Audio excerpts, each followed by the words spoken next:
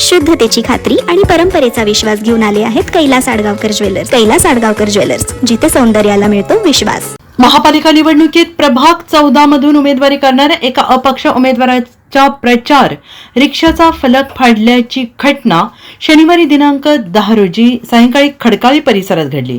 अज्ञात व्यक्तीकडून फलक फाडण्यात आल्याचं सांगण्यात आलं आहे. रिक्षा चालकाच्या तक्रारीवरून भद्रकाली पोलीस ठाण्यात अज्ञात संशयिताविरोधात तक्रार करण्यात आलेली आहे.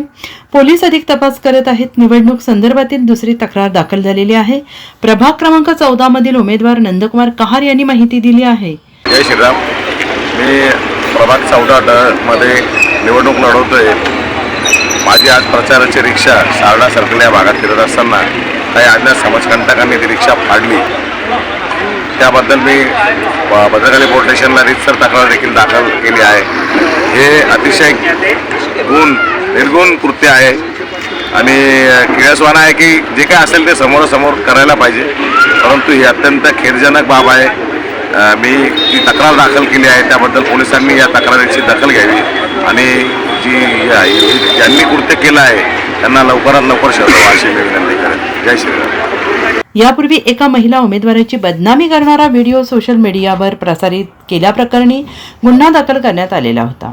NCN न्यूजसाठी राजेंद्र साखरे, नाशिक.